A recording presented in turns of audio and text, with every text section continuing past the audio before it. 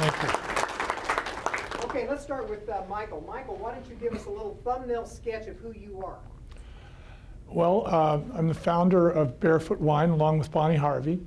I grew up in the San Francisco Bay Area.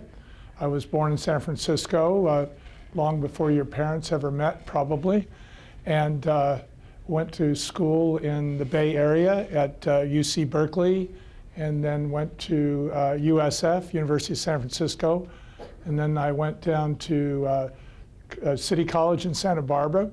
So it's nice to see the community college people here today. And then I went off to California State University at Long Beach, where I graduated. I became a business consultant, and my specialty was working with businesses and helping them to document their procedures.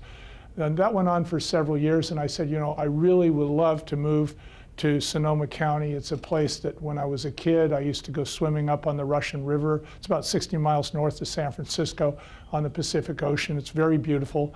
Lots of redwood trees and vineyards and wonderful open space. So I moved there, and it wasn't long before I got sucked into the wine industry, because the kind of clients that I had were in the wine business. And that's where I met Bonnie. We found that by working together, we could make the best use of our skills and support each other. My background, I went to Bates Business College in Washington State and studied business there. It was always something I was interested in.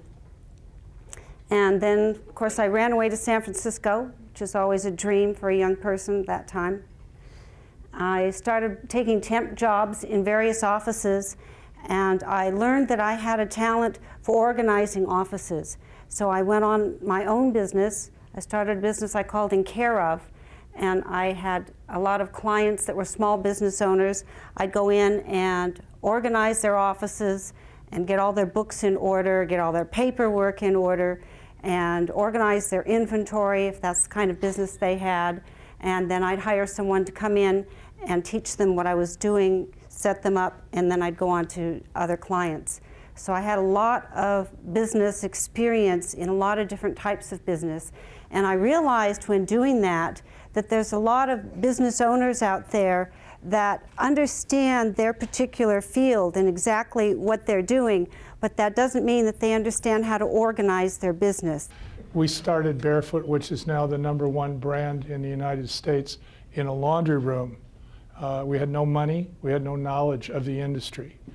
And so we aren't really that much different than you are.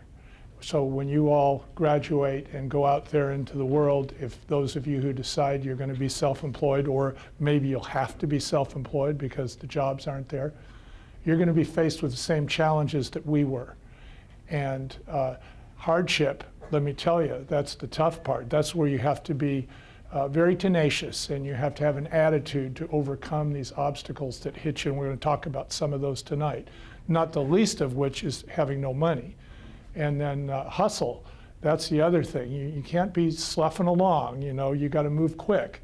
You know, I like to say that if you want to learn how to dance, just have somebody shooting at your feet, you'll learn pretty quick. And so that's pretty much what happened to us for at least 10 or 15 years.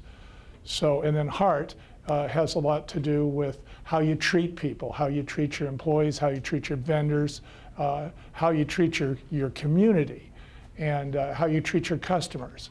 And this is something that isn't necessarily taught in school, and it's something that we put together in the Barefoot spirit. And it's the spirit behind the brand. I had a client who was a grape grower, and after being with him for about 3 months, I realized that he had sold his grapes to a winery that hadn't paid him in 3 years. And it was a considerable amount, hundreds of thousands of dollars.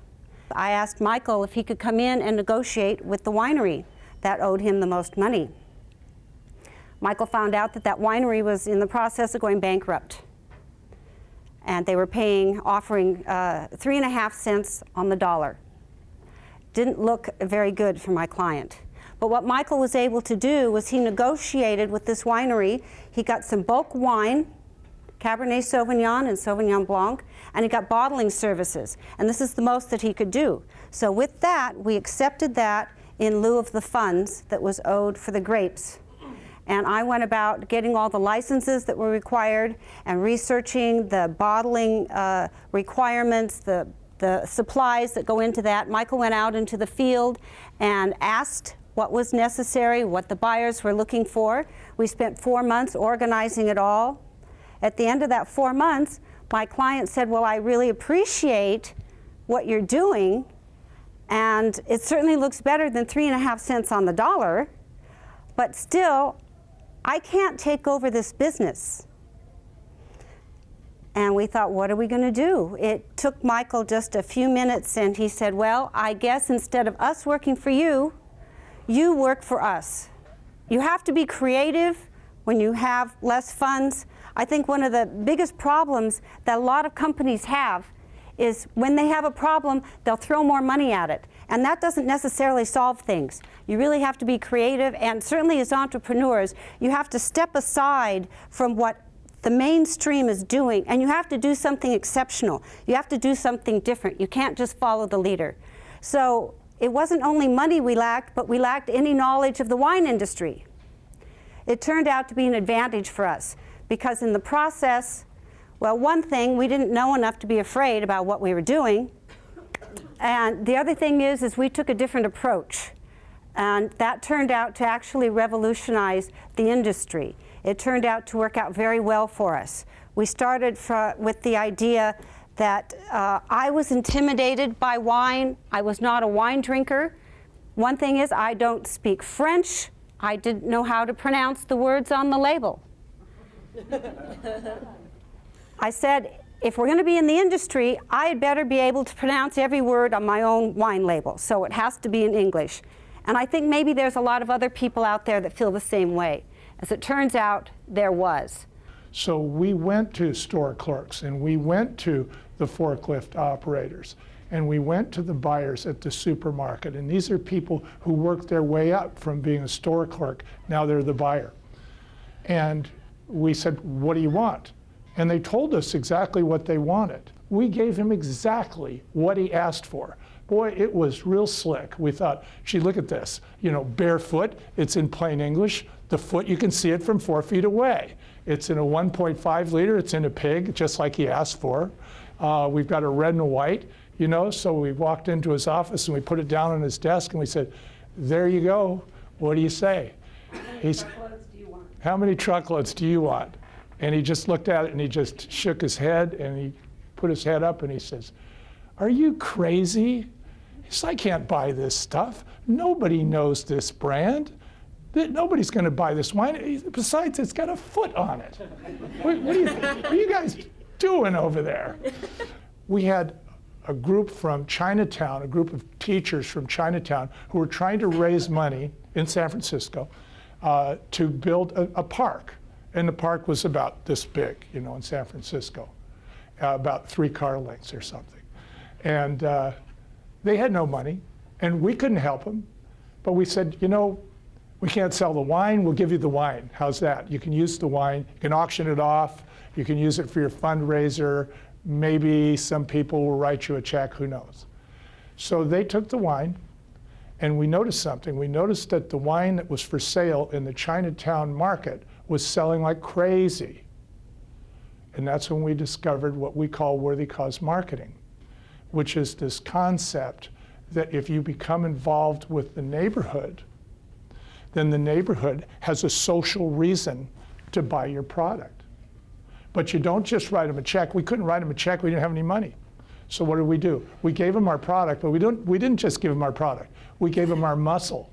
We gave them our brains. We helped them promote their goals. And we did something else. We discovered things that we could support that were things that Bonnie and I already supported. But now we said, hey, this system seems to work. Let's support the groups that are doing the kinds of things that are near and dear to our hearts anyway. So we did that. And all of a sudden we noticed that there was a movement in our sales. It was a measurable difference. So that's an example of how something that was created out of necessity Imagine, we have no money for advertising, so we blunder on this great idea, worthy cause marketing, and it works for us. The day comes when we have enough money to buy our own advertising, and guess what we do? We don't advertise. We continue not to advertise.